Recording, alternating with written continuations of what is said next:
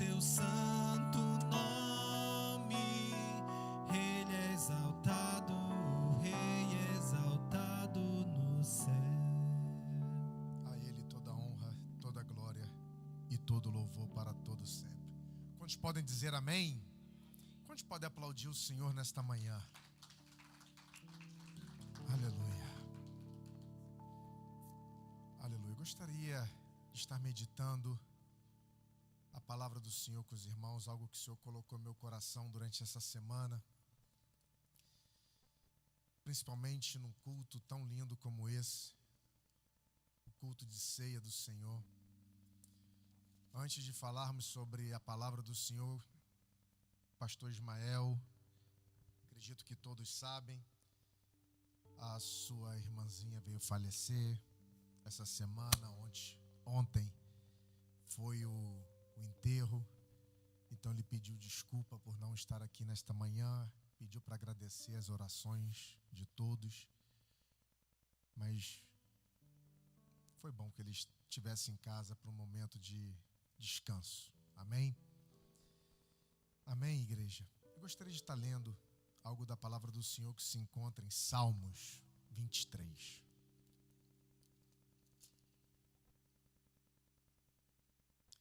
Salmo bem conhecido, acredito que todos devem saber de cor, não é verdade?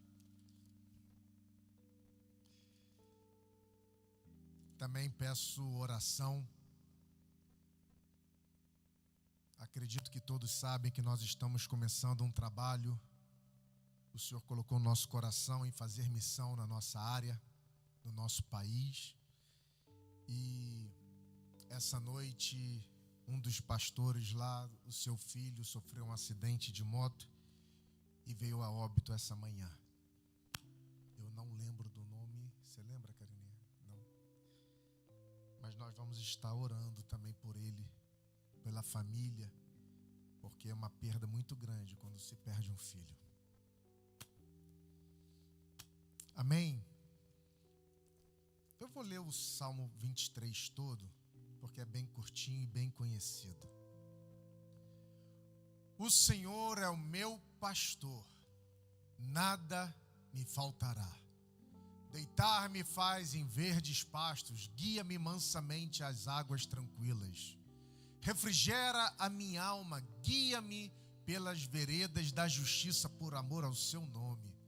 Ainda que eu andasse pelo vale da sombra da morte, não temeria mal algum, porque tu estás comigo. A tua vara e o teu cajado me consolam. Preparas uma mesa perante mim na presença dos meus inimigos. Unge a minha cabeça com óleo, o meu cálice transborda. Certamente que a bondade e a misericórdia me seguirão todos os dias da minha vida. Repita comigo: todos os dias da minha vida. Mais uma vez. E habitarei na casa do Senhor por longos dias. Amém? Pai, em nome de Jesus, queremos te agradecer pela sua palavra lida nesta noite. Pai, em nome de Jesus, fale conosco, ó Deus, conforme a sua vontade, segundo o seu querer. Esta casa é tua, Senhor. Obrigado porque a tua presença é real neste lugar. Nós louvamos e engrandecemos o teu nome, porque toda é a tua glória, Senhor. Todo é o teu poder. E nós louvamos o teu nome nesta manhã, em o nome de Jesus. Amém. Irmãos, hoje, na verdade, nós não estamos apenas celebrando uma liturgia. Estamos celebrando, na verdade, uma aliança. Salmo 23, na verdade, não é somente um salmo bonitinho, um poema bonito. Salmo 23 é muito profundo, é muito forte o Salmo 23. Tem gente que tem até costume de deixar ou o Salmo 91 ou 23 aberto na cabeceira da cama. Não sei que efeito tem nisso, mas tem muita gente que ainda deixa o Salmo aberto como algum certo tipo de amuleto ou proteção. Mas o Salmo 23, na verdade, é a declaração de alguém que, na verdade, conhecia o vale de perto. mas conhecia ainda mais o pastor. Vou repetir. Salmo 23 foi escrito por uma pessoa que não somente conhecia o vale, mas ele também conhecia o pastor. Estamos falando do rei Davi. O rei Davi, na verdade, antes de ser rei, todos nós sabemos que ele foi o quê, igreja? Ele não escreve, na verdade, como teórico. Escreve como quem já segurou a vara e o cajado, já segurou o cajado, já enfrentou o leão, o urso, como a Bíblia mesmo nos relata. Já teve que enfrentar desafio como todo um bom pastor. E a palavra de Deus nos diz aqui, o Senhor é o quê? É o meu pastor e nada me faltará. Ele é o meu pastor. Que certeza linda que Davi tinha. É bom saber tão certamente como Davi sabia, que pertencemos ao Senhor. Quantos podem ter essa certeza aqui nesta manhã que pertence ao Senhor? Você pode deixar uma palavra de gratidão ao Senhor, falar assim: eu pertenço ao Senhor. Você pode dizer no seu peito, bater no seu peito e dizer assim: o Senhor é o meu pastor. Você pode dizer nesta manhã desta forma. Há um tom nobre de confiança, um tom nobre que ele diz nesta manhã de confiança, nesta sentença. A palavra de Deus nos diz aqui, não é, se ele é o meu Senhor, mais ele, porque toda vez que você fala um mais, igreja, eu costumo dizer, você está falando uma sentença, você botou um mais, você quer contrariar tudo que você acabou de dizer, então mais... Então, quando o mais, você já fala assim, já vem bomba. Porque o mais sempre é contrariando aquilo que você acabou de dizer. Mas a certeza, essa veemência que Davi tinha, ele falava assim: o Senhor é o meu pastor. Igreja, eu quero falar para você nesta manhã, devemos cultivar o espírito de dependência, garantida que podemos ter em nosso Pai Celestial, que Ele é o nosso pastor. Quantos pode glorificar o Senhor por isso? A palavra doce de todo o período é o monossílabo meu. Ele é o meu pastor. Ele não diz aqui na verdade, o Senhor é o pastor de todo mundo em geral e conduzir a multidão ao seu rebanho. Ele não fala isso. Mas ele diz assim, ele enfatiza e diz: o Senhor é o meu pastor. O que quer dizer isso, igreja? Que nós precisamos ter essa mesma convicção de que o Senhor é o nosso pastor, o meu pastor. Mesmo que talvez ele não seja o pastor do seu cônjuge, mesmo que talvez ele não seja nem o pastor da pessoa que está do seu lado, mas uma certeza que nós temos que ter todos os dias da nossa vida é que Ele é o meu pastor. Quantos têm essa certeza nesta manhã? É o Senhor que me protege, é o Senhor que me procura como amigo, é o Senhor que me preserva, é o Senhor que cuida de mim. O mais lindo que quando o salmista ele fala esse refrão, o mais lindo disso que ele conjuga esse verbo no presente. A conjugação verbal é no presente. O que quer dizer isso, pastor? É que qualquer posição do crente, até mesmo agora, ele está sob o cuidado pastoral de Jesus Cristo de Nazaré. Não é coisa do passado, pastor Cláudio, não é coisa que somente foi no passado aconteceu isso. Ele está conjugando essa conjugação verbal no presente, que quer dizer para mim e para você, Ele foi ontem, mas Ele também é hoje, e Ele será eternamente. Você não está sozinho. Você pode dizer para a pessoa do seu lado, acorda ele e diz: você não está sozinho. Há um Deus que cuida de você. Fala para ele, profetiza sobre a vida dele. E o nome dele é Jesus Jesus Cristo de Nazaré. Esse é o nome do nosso pastor. Aleluia. Aleluia. Então o salmista vai falar logo em seguida, alguns versículos para frente, porque senão a gente vai passar aqui a manhã inteira. Eu estou lendo alguns livros um livro, na verdade, fugiu a mente, você trouxe para mim. Spurgeon. Charles Spurgeon.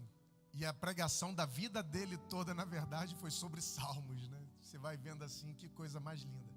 Então, se a gente quiser ficar aqui o mês inteiro, pastor Cláudio, falando sobre o Salmo 23, temos muito assunto para falar. Mas em seguida, nós vemos aqui escrito aqui, ó. Ainda que. Repita comigo, ainda que. Mais forte, ainda que eu ande pelo vale da sombra da morte. Igreja, o ainda nunca será uma certeza, mas será uma probabilidade. Vou repetir. O ainda nunca é uma certeza que você irá precisar passar por ele, mas existe uma possibilidade de passar por ele. Esse evangelho fácil, moderno que nós estamos vivendo nos dias de hoje, aonde tem oferecido um cristianismo de qualquer forma, que você não vai sofrer, que você não vai padecer, que você não vai sofrer ao nome de Jesus. Eu sinto muito em dizer, é um evangelho muito barato, porque nem Jesus falou sobre isso. Nem Jesus falou sobre isso. Estão vendendo um evangelho, pastora Keila, um evangelho muito barato, um evangelho de micro-ondas, aonde se entrega o evangelho assim, ó, pare de sofrer. Não é bem assim. Não é bem assim. O salmista, ele foi muito forte dizer, ainda que eu passasse, porque o ainda que, quem já passou sabe. O ainda que é quem já teve que passar pelos lados sombrios, pelas noites sombrias, pelas noites chuvosas, sabe o que eu estou falando. Pelas noites solitárias, muitas das vezes, por lugares difíceis que já passaram. Muitos que já passaram por isso sabem o que eu estou falando. Noites sozinhas, noites frientas, noites com frio. Eu não sei se você já passou por isso, mas eu já passei. Sabe muito bem que não é uma probabilidade, que na verdade é uma probabilidade. Não precisa ser uma certeza, mas existe a possibilidade disso acontecer. Pessoas vendendo o cristianismo com muita facilidade. O próprio Jesus, ele falou que seria difícil. Mateus mesmo, capítulo 5, vai nos falar sobre isso. Vocês lembram do sermão da montanha? Sim ou não, igreja? Aqui o pessoal gosta de ler Bíblia. Só que no versículo 10 e no versículo 12 diz assim, ó, do versículo 10 ao versículo 12: bem-aventurados os que sofrem perseguição por causa da justiça, porque deles é o reino do céu. Bem-aventurados sois vós quando vos injuriarem e perseguirem e mentindo, disserem todo mal contra vós por minha causa. Exultai e alegrai-vos, porque é grande o vosso galardão no céu, porque assim perseguiram os profetas que foram antes de vós. A perseguição não é uma certeza, mas é uma probabilidade. Então não acredite nesse evangelho barato que estão dizendo, venha para Cristo que tudo vai se resolver. Talvez tudo não vai se resolver, mas uma coisa certa é, você vai ter um Jesus Cristo do seu lado, segurando na sua mão, por onde você caminhar, por onde você andar. Uma coisa certa é, Jesus falou que nunca seria fácil, mas uma coisa certa é, ele diz que todos os dias ele estaria ao nosso lado. Em João 16:33 também vai dizer: tenho-vos dito isso, para que em mim tenhais paz, no mundo tereis aflição, vírgula, mas tem de bom ânimo, eu venci o mundo. Você vai vencer esta guerra, você vai vencer esta batalha. Observe que o salmista diz, ele não diz que o vale consola, ele não diz que o vale consola, ele não diz que a ausência de problema consola, ele diz que a vara e o cajado, a vara e o cajado o quê? Está faltando retorno aqui, Rodrigo, não estou me ouvindo. A vara e o cajado me consolam. Não é o lugar que faz a diferença para você. Nunca vai ser o lugar que vai definir a sua fidelidade. Muitas das vezes achamos que temos que mudar de lugar para melhorar. Muitas vezes achamos que precisamos mudar de ambiente para poder ser melhor. Mudar de cidade, muitas das vezes mudar de país. Às vezes até mudar de igreja, mas o lugar nunca vai definir a sua fidelidade com Deus. Repito, o lugar nunca vai definir a sua fidelidade com Deus. Nós vemos isso muito no início lá, quando nós lemos a palavra do Senhor. Quando existia um paraíso, um lugar maravilhoso, onde, pasme ou não, um homem não precisava acordar 4 horas da manhã para trabalhar. Existia um lugar maravilhoso, um paraíso, onde você tinha tudo o que você precisava ou queria. Nós estamos falando do Jardim do Éden, onde Adão e Eva teve tudo para ser fiel ao Senhor. E caíram. Não é o lugar que faz a diferença. E na verdade, quando nós vemos em paralelo Jesus Cristo caminhando pelo deserto, um lugar difícil, um lugar onde não tinha comida, tinha fome. E nós vemos que em momento algum ele foi infiel. Ele não cedeu à pressão.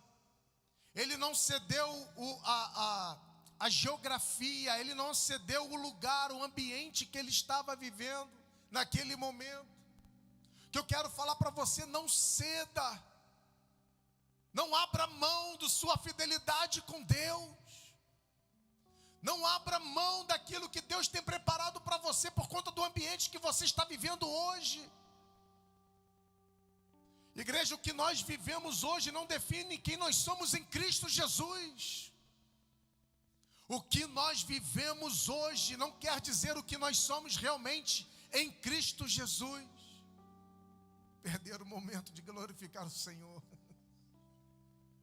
O Éden não garantiu fidelidade. O deserto não impediu a obediência. E Davi diz aqui, tu estás comigo. Sabe por quê, igreja? Porque no vale, muitas das vezes, o vale que você está passando, o vale, a teologia vira intimidade. Eu não sei você, mas os momentos que eu mais tive comunhão com Deus foram os momentos mais difíceis da minha vida. Aonde eu, sem entender as situações que eu estava passando, eu pedi assim: Jesus, senta do meu lado. Dentro de um carro, pastor Cláudio, sem ter aonde dormir, sem ter o que fazer, eu falava: Jesus, senta do meu lado, vamos conversar. O vale transforma a teologia em intimidade.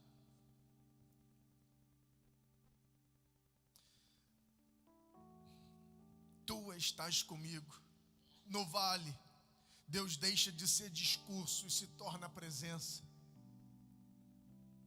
Fala para o irmão do seu lado: no vale, Deus deixa de ser discurso e se torna a presença. Muitas das vezes perguntamos: Senhor, por que estamos passando por isso? Por que eu estou passando por isso? É para gerar intimidade com você e Deus. Siga adiante. A vara não era, na verdade, uma arma. A palavra hebraica usada para a vara é shebet. Era um porrete curto e pesado, instrumento de guerra. Na verdade, o pastor ele usava a vara para derrubar predadores, defender o rebanho e fazer a ovelha passar debaixo para a vara, para a sua inspeção. Hoje nós estamos vivendo um evangelho que não se pode mais usar nem vara e nem cajado. Sim ou não? O pastor falou comigo, tentou me corrigir, estou saindo, estou fora. A irmã da oração falou que eu preciso me consertar, estou fora. Estão tentando corrigir a minha vida, mas ninguém paga as minhas contas, estou fora. As pessoas estão tendo dificuldade de quererem ser pastoreadas. Mas é bíblico isso, igreja.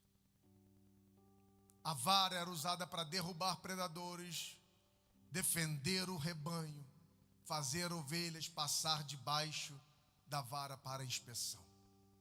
Na cultura hebraica, passar debaixo de uma vara, na verdade, significava pertencimento e cuidado. Pertencimento e cuidado. Era um momento que o pastor ele examinava feridas, ele examinava cuidado com as ovelhas, ele removia as parasitas, tratava infecções. Era um momento de cuidado com cada ovelha individualmente. O pastor muitas das vezes cuidava naquele momento que ele usava a vara. Às vezes, na verdade, a vara corrigia, mas ela sempre preservava. Escute isso que eu quero falar para você nesta manhã. A vara nunca é instrumento de rejeição, é sinal de filiação, é sinal de cuidado. É sinal de cuidado. Igreja, se Deus não te corrigisse, você não seria filho. Se Deus não houvesse, se não houvesse disciplina, haveria abandono. É para isso que existe a vara. Muitas das vezes nós perguntamos: mas pastor, por que eu estou passando por isso? Porque Deus permitiu tudo isso. Talvez, na verdade, porque Deus está impedindo, está usando a vara para expulsar um lobo da sua vida. Talvez é para te proteger. Talvez, na verdade, Ele está impedindo até de você mesmo. Sabia disso, pastor Cláudio? Que muitas das vezes o maior inimigo nosso não é nem mesmo o próprio diabo, somos nós mesmos. Sim ou não? Esse sim ou não pega, né? Quero falar para você: a vara dói, mas ela salva. A vara confronta, mas ela protege. A vara consola porque revela que ainda somos rebanho. Quantos ainda são rebanhos aqui nesta manhã? Levante sua mão para o céu e diga: o Senhor é o meu pastor, o Senhor é o meu pastor.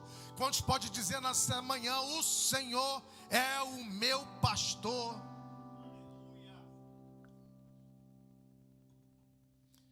E o cajado? O cajado é o toque que aproxima. O cajado é o toque que aproxima. O cajado era totalmente diferente, ele era mais longo, ele era bem maior, com uma curvatura na sua ponta. Não era usada talvez para bater, na verdade ela era usada para poder puxar muitas das vezes a ovelha que estava caindo no aprisco, no abismo. Ele era usado para puxar. O pastor usava o cajado para resgatar da beira do precipício, aproximar a ovelha do rebanho, guiar em caminhos estreitos. O cajado fala de relacionamento. Repita comigo: cajado. O cajado fala de relacionamento, de proximidade, de cuidado individual. Não se turbe quando o seu pastor ele usa o cajado para poder te proteger, para chegar mais perto de você. Igreja, isso é cuidado, isso é proteção. Eu louvo a Deus que Deus, pastor Cláudio, está levantando, pastor Valmir, uma igreja em um meio que está se perdendo totalmente a visão do que é uma igreja, do que são pastores de verdade. Mas eu louvo a Deus que Deus está levantando uma igreja neste lugar aqui, onde pessoas se preocupam com a outra, e se preciso for, vamos usar o cajado sim para buscar, trazer mais perto. Nós fazemos parte desta nova geração que não se importa com o que estão dizendo, mas nós queremos estar mais perto. Quantos querem estar mais perto da presença? Quantos querem ser pastoreados pelo Senhor nesta manhã? Aleluia. No Oriente Médio, o pastor caminhava à frente e as ovelhas reconheciam a sua voz. O cajado nunca foi para empurrar a ovelha. Ele, na verdade, direcionava. Ele direcionava. Eu quero falar para você hoje, esse trabalho já nos dá, é o Espírito Santo de Deus. Ele é o cajado. Ele é quem nos constrange, Ele é quem nos direciona. Ele é aquele que nos busca para trazer mais perto de Deus. Se você não tem essa presença gloriosa do Espírito Santo de Deus, peça a Ele esta manhã. Peça a Ele para que você possa se aproximar cada vez mais de Deus, do rebanho, que você possa se aproximar mais da presença do Senhor. Peça ao Senhor, porque Ele vai se entregar a você. Peça a Ele, peça a Ele, peça a Ele. Se você não caiu, foi o cajado. Se você voltou, foi o cajado. Se você ainda está de pé, foi o cajado. Foi o Espírito Santo de Deus que cuidou de você a todo tempo. Quantos pode dizer uma palavra de agradecimento ao Senhor? A vara protege do inimigo, o cajado protege da imprudência. É a presença do Espírito Santo de Deus que não nos faz cair por completo. É por conta do Espírito Santo de Deus, é por conta do cajado que nós estamos aqui nesta manhã para celebrar a ceia do Senhor. E quando nós lemos mais um pouquinho à frente, quero adiantar, vai falar de uma mesa. A mesa, ela na verdade é uma aliança. A mesa é aliança. O salmo muda, sai do pastoreio e vem para a mesa. Preparas uma o quê? Perante quem? Aqui Davi ele sai da figura de um pastor e entra numa figura de um anfitrião. Na cultura judaica, sentar-se à mesa significava aliança selada, proteção garantida, reconciliação estabelecida. Você nunca sentava à mesa do seu inimigo. Ninguém comia junto com o inimigo. Compartilhar pão era declarar paz. Quando o anfitrião oferecia a mesa, ele assumia a responsabilidade pela segurança do seu convidado. Agora entenda uma coisa: a ovelha que passou pela vara, que foi puxada pelo cajado, que atravessou provavelmente o vale da sombra da morte, agora ela está falando aqui sobre uma mesa. Não porque a caminhada foi perfeita, pastor Valmir, mas porque permaneceu debaixo do pastor. Não porque a caminhada foi igual a 95 ali, seladinha, sem buraco, sem nada, não.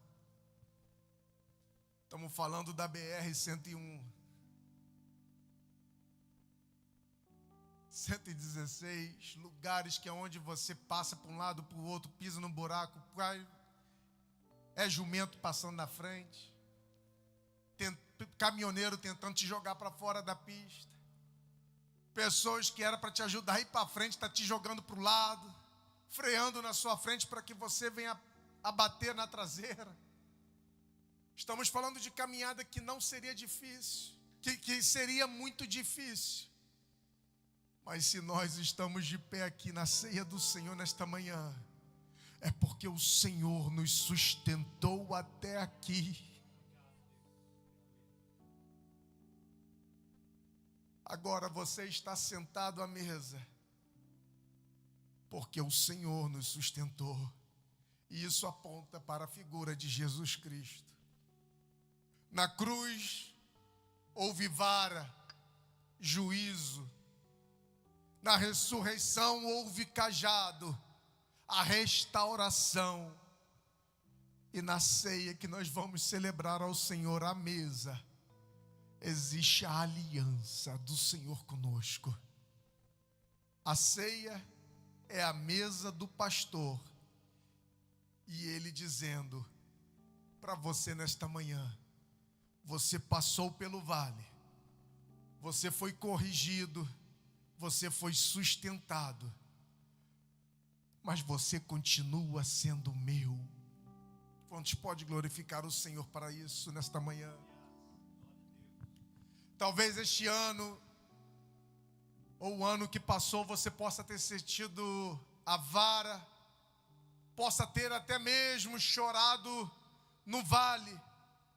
Talvez foi puxado por um cajado. Mas eu quero falar para você presenciar esse momento nobre, sublime. Mesmo por tudo que nós passamos, hoje nós estamos sentados à mesa da comunhão com o Senhor. E se estar na mesa, é porque o Senhor não desistiu de nós. A vara não te destruiu, o cajado nunca te abandonou, o vale nunca te matou. E agora Ele prepara a mesa na presença dos seus inimigos. Hoje não celebramos perfeição, hoje nós celebramos pertencimento. Quantos pode glorificar o Senhor por isso? Porque o bom pastor não perde a ovelha. O que Deus tem preparado para nós, nada se compara com o que nós já vimos ou pensamos ou almejamos alguma vez na nossa vida. O grupo de louvor pode se preparar. O que Deus tem preparado para você e para mim, ninguém nunca vai entender. Eu quero falar para você que o vale não é para te matar.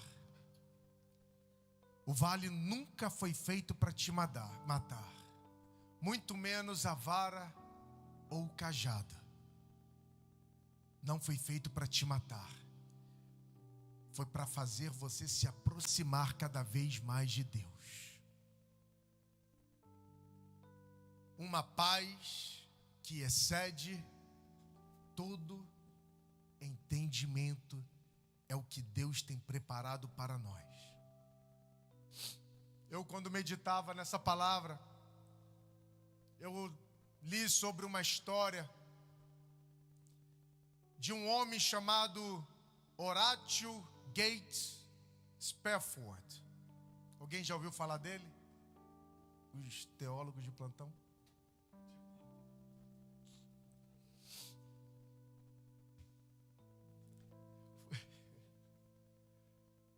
Foi quase na época de vocês. Foi mais ou menos em 1873.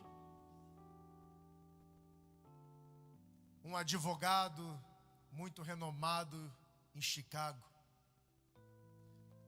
aonde, na verdade, ele perdeu grande parte da sua fortuna, para não dizer toda a sua fortuna, em um fogo que foi nomeado Great Chicago Fire. Ali ele perdeu toda a sua fortuna, toda a sua riqueza.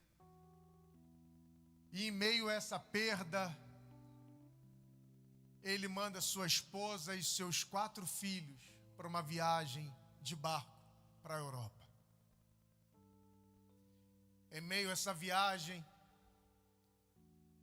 ali no Oceano Atlântico, o barco colidiu com outra embarcação.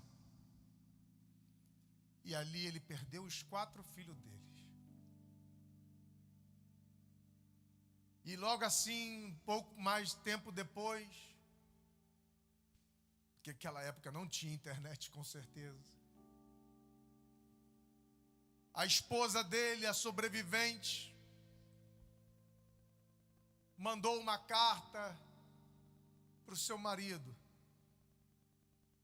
que a carta na verdade dizia: saved alone, salva, porém sozinha. E assim, quando ele descobriu o que aconteceu, ele pegou a outra embarcação para ir no local, até a Europa. E no caminho ele pediu para o capitão passar por onde o mar havia sucumbido seus filhos, seus 4 únicos filhos que ele tinha. Não tinha mais outros filhos. E naquele mar revolto, que havia matado toda a sua família, exceto a sua esposa, a história diz que ele escreve uma das canções que ainda se ouve cantar em alguns lugares. O Senhor que faz canções em tempos difíceis, Tiagão. O vale não é para te matar. E o Senhor colocou em seu coração uma canção imortal. A canção diz assim: se paz a mais doce me deres gozar, se dores mais fortes há de sofrer, ou seja onde for, tu me fazes saber que feliz com Jesus sempre sou. Sou feliz com Jesus, meu Senhor. Não importa o vale que você passa, o Senhor é bom em todo o tempo. It's well with my soul. A minha alma está bem. Mesmo passando pelo vale da sombra da morte, não temerei mal algum, porque tu estás comigo. Quantos pode ficar de pé comigo nesta hora? Não importa o vale que viemos a passar, não importa a tribulação que estamos passando, it's well with my soul. It's well with my soul, porque Deus está comigo. Ainda que eu ande pelo vale da sombra da morte, o meu pastor nunca me abandonará. Ainda que eu andasse pelo vale da sombra da morte, o Senhor é contigo. Feche seus olhos e vamos louvar o Senhor.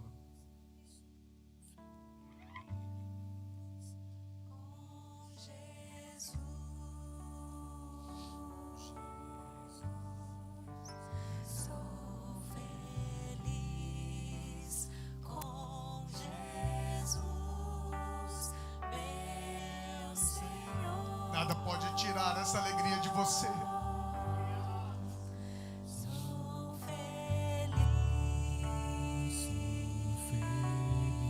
O pastor dos pastores nunca te abandonou.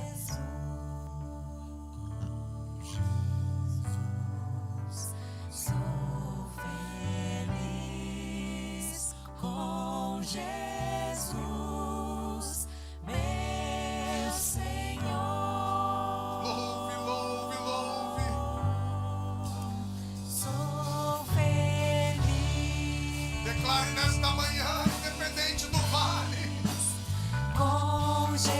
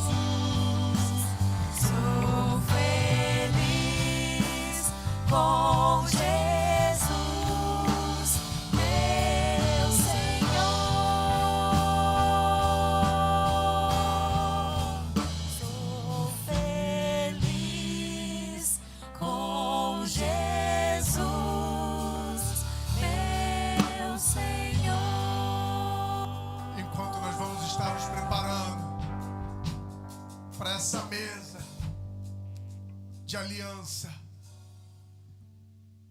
Prepare-me uma mesa perante os meus inimigos. Para mim é um momento de muita alegria participar da ceia do Senhor. Não estou falando de inimigos, aquele irmãozinho que quer me ver cair. Não estou falando de alguém invejoso do meu ministério. Eu tenho que me alegrar na presença dos meus inimigos. É quando o diabo armou durante tempo inteiro contra a minha e a sua vida para nos derrubar. Mas o mais lindo, você está de pé. Você está aqui na mesa preparada pelo Senhor, a mesa de comunhão. O diabo fez talvez vários planos, planejou matar você, te tirar da igreja, fazer você desanimar, cair, acabar com tudo. Mas preparar uma mesa diante dos meus inimigos é isso. É você dizer para o inferno, dizer assim: você tentou, mas não conseguiu. Eu ainda estou de pé porque o meu pastor me sustentou com as suas mãos fortes. O meu pastor me segurou com seu cajado e não deixou eu cair. Quantos podem levantar as mãos para o céu e glorificar o nome dele nesta manhã? Então declare mais uma vez: eu sou feliz, eu sou feliz.